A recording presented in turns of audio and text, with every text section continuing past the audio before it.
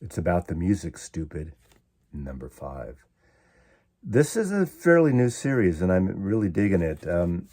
I don't do it very often, and I'd like to expand it with some guests occasionally. But it's about 5 records. I think that's a good amount for the most part to show of records that I just love. That it's about the music. It's not about the pressings or who remastered or mastered or cut it the first time around. But these records speak to me. I mean, all these records speak to me in one way or another. But they're not random. I looked around my collection. I thought about things that I maybe want to listen to. So I'm going to go listen to all these records. I've given shout outs a lot to Delaney and Bonnie, and Friends, Bonnie Bramlett, Delaney Bramlett. This is their second album, their first and only album on Elektra Records, and this is called Accept No Substitute. Some people know it as the original Delaney and Bonnie. Their first album was on Stax record, and it was called Home, and then after this they moved to Atco. Delaney Bonnie is a tempestuous artist figure in rock and roll and rock and soul. They're a wonderful, interesting group that really blended rock and soul, gospel. I did seek it out. Maybe I'll put a link below. I did one on the gospel of rock and soul, or rock and roll according to the gospel, something like that. I'm paraphrasing. But there was this period of time around 1969, 70, 71, into 72 maybe, where so many blue-eyed, soulful white artists basically did their version of rock and gospel. George Harrison with My Sweet Lord, John Lennon with God, Delaney and Bonnie definitely. Leon Russell had a soulful sound. Joe Cocker and the whole, and Friends. Eric Clapton, his first solo album, Into Layla with Bobby Whitlock, and God, there's plenty that I've mentioned in that video. But this is an album that almost went to Apple Records. George Harrison really wanted to sign Delaney and Bonnie to Apple, but maybe for the better they didn't go to Apple. But when this really didn't sell really that well, although it was critically acclaimed, there was a situation, or it wasn't in the store. The story goes, Delaney was visiting his father in whatever small town that was. This record was not available, so he was shit-faced drunk and called Jacques Holtzman, the president, the head of Elektra Records, and just did a rant. If there's plenty of places where you can read quotes of Jacques Holtzman just ragging on Delaney, and as much as a great artist and a great singer, a great arranger, producer he was kind of had issues, personal issues. But this record is really an incredible record. It opens up with a great song, We Got to Get Ourselves Together.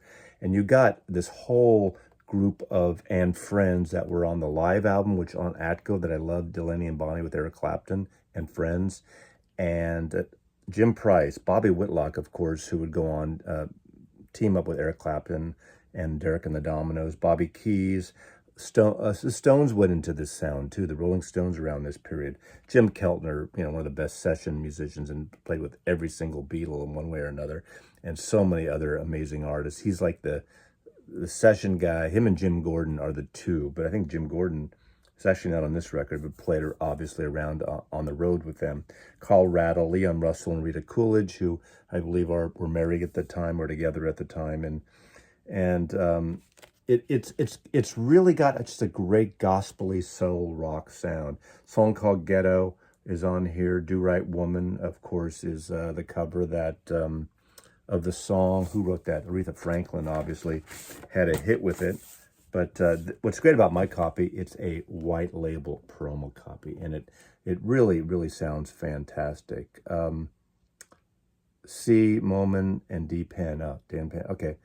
The Gift of Love, Delaney and Bonnie Bramlett wrote a lot of these songs together too. So it's a wonderful record, highly recommended if you like that sound. And that's an area I just got really kind of, in a way, in 1970, I went with my confirmation class to Israel, so I had this spiritual side of myself touching the Wailing Wall, hiking up at 4 a.m. up Masada, and I had a moment, a time And that music, I was listening around the time, the Beatles, Let It Be. I mean, there was a lot of the whole gospel thing, Godspell thing was kind of happening in music and rock and roll.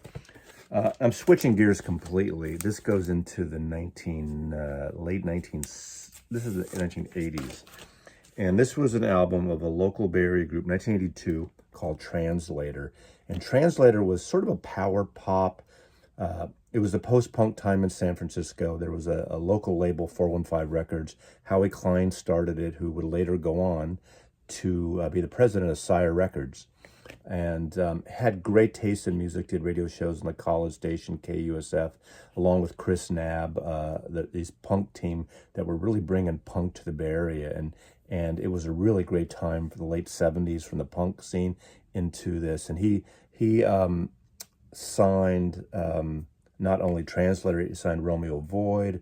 Later, the 415, Rubenews, I guess, also from the East Bay, was on the label for a while. But Columbia picked up the label, I think, in most of the artists. And I think they did 4 records and an EP. This is their debut album, and it's it's catchy. There's one song that's very Birds-like power pop called Everywhere. Great harmonies, great arrangements. Everywhere That I'm Not, that's it. That opens up the album. It has just a great, you're everywhere that I'm not. You're in Tokyo, but I'm not. And it got a lot of local airplay. I don't know if it translated around the country, but they were a good band. I saw them, God, 2 dozen times. They were just playing parties and venues everywhere with Romeo Void and those bands. And I'm not quite recall if I saw them on the same bill. But I do want to, and I do have all their albums. Sleeping Snakes is a cool song too. But I do want to show the EP for the Beatle Connection. This was an EP, and this has No Time Like Now from that album, a song called Breakdown Barriers that has an extended mix. This is the period of time when extended mixes were everywhere. This is Columbia, 1983, 415 Records, distributed by Columbia, has 7-minute version of that song. But the song I want to shout out here is Cry for a Shadow. That's a cover of the only song solely composed by George Harrison and John Lennon together. They never really did a thing. It's an instrumental. It's on the Tony Sheridan, My Bonnie, that period of the Lori Hamburg days. And you hear them screaming, and it's a great instrumental track. And they do a really wonderful, fun version of it. Of course, you know, the insider early Beatle fans know that song. It's not, I think, was it on the anthology? I can't remember. Just a great, fun instrumental, and they do a nice cover on it. So this is an EP, 12-inch EP, 45 RPM Translator. Really switching up today, which is great. And I've showed this on different videos, I think, but it's probably my favorite, aside from a CD comp called Rubber Room, which I don't think there's ever been a vinyl release of it, and I wish there would be. That would be the ultimate. Like, finally, please, if you're watching any of these labels, do a vinyl issue of the Rubber Room. But that's Porter Wagoner. Some may know Porter Wagoner as this great country singer, kind of out there country singer, but he had a TV show. He's the one that turned us all on, introduced the world to Dolly Parton, and they had a series of collaborative records, Dolly Parton and Porter Wagoner. But this is a fantastic record, The Cold Hard Facts of Life. He has such a darkness to his songs. They're about drug addiction, alcoholism, infidelity. The songs on here, the first Mrs. Jones, you can imagine where that's going. There was a first Mrs. Jones. Where's the second one? The Cold Hard Facts of Life is the song that I first got turned on to Porter Wagoner with, and that's the song where he is driving home to meet his wife, gets off his road trip early, drives to a liquor store to pick up a really nice bottle of something to celebrate, pulls in the liquor store, is in line, the guy in front of him is saying, I want the best stuff, her husband's away, and we're going to party, and leaves, and he leaves the liquor store and following his car, and the car in front of him with that guy pulls into his driveway. So basically, this illustrates that picture. Where's he sitting in a prison now? The Cold Hard Facts of Life. A lot of violence in this period of country music of some artist here. I Just Can't Let You Say Goodbye. I'll Get Ahead Someday. Try Being Lonely. I mean, there's covers of on his record covers where he's literally sitting like, this bum, with a bottle sitting on the steps, a stoop of some closed up building in Skid Row. So Porter Wagoner, amongst my very favorite. Pick this album up if you see it. I can't imagine it be very expensive. RCA Records. There's probably a Dynaflex version. This is a Dyna Groove. So, RCA. Great sounding record. So we got 1, 2, 3. 1, 2, 3, 4. Well, I might have an extra one here. I don't know. This is the final album by Gil Scott-Heron. Gil Scott-Heron, a lot of people may know because of the revolution, maybe televised in the 1970s, political, almost the inventor or very influential rap music and beat poetry. Used to have the soul, kind of jazzy, kind of funky in his records. This is the first record he put out in, I think it was 15 or 16 years. And then the year after this, he died. And this is a beautiful record. It's called I'm New Here. And this was his final sort of so long. It's the difference in this, it's more minimal. It's got an electronic feel at times, a little ambient, but it's a wonderful beat poet record. His low voice, it's political but personal. There's a revamping, a look at some work by Robert Johnson on here, and it's just a really reimagining. I think that's the word I was looking at. Song called Your Soul and Mine. I'm New Here. Me and the Devil. That's Me and the Devil. That's the one that brings on the story and the whole thing from Robert Johnson, the blues artist. I'm Coming from a Broken Home. So it's a, he's one of those artists that was very social, politically astute, and that's what I like about the politics of music sometimes. And I've promoted that on my channel, and some people continue to say, get the politics out of here, we want the music. Well, it's powerful. Sometimes it's a part of it, and sometimes you can't separate it. And obviously, someone like Gil Scott-Heron can't separate that and didn't separate that. Fantastic record. Don't know the availability. This was on XL Records, and it came out in 2010, and he passed in 2011. I'm going to close out with two soundtracks from 1968 and 1970. And I think of these as companion pieces, even though they have nothing to do with each other, except for this period of time, 1968, 1970, when there was soundtracks by rock musicians. I was all in. The first one from 1968 is Revolution. And this was a film that I saw, not a great film, part of that exploitation of the youth culture of revolution, that whole thing. But around this time, songs were put on albums and soundtracks that were like not on the regular albums. And what I loved about this, I was a huge fan of Quicksilver Messenger Service. In 1968, their debut on Capitol came out. This was on United Artists, and there's two tracks on here. One is Codyne, the great Buffy Maurice song, which is so many artists have, folk artists and psychedelic people have covered Codyne. Some would say codeine, but it's actually Codyne. And it's a 5-minute, 20-second piece with this great searing guitar work of John Cipollina, who if you watched my poster handbill video, that was a song by Quicksilver from their first album I used for that soundtrack. But what I really like, what starts side 2, is Babe, I'm Gonna Leave You, which is an older song too, another cover, and the guitar on that, and the harmony vocals, they're not like great strong vocals. They weren't about the great vocals. With Quicksilver, of course, some people like the later period with Dino Valenti. Not me. I like this period where the guitars are really mixed up, and that's 5-minute song. And listen to the guitars. Listen to Babe, I'm Gonna Leave You. Really an amazing arrangement. Wonderful. But also you got Mercury Blues by the Steve Miller Band. Same time on Capitol Records, that first Steve Miller Band with Boz Scaggs. Children of the Future came out that year. I think later that same year was Sailor, also produced by Glenn Johns. And this was a song that wasn't on either album. I remember the FM stations playing these cuts because they weren't album tracks. They were tracks that were sort of orphans that were placed on here. You also got Superbird, BYRD by Steve Miller Band, which is an original composition.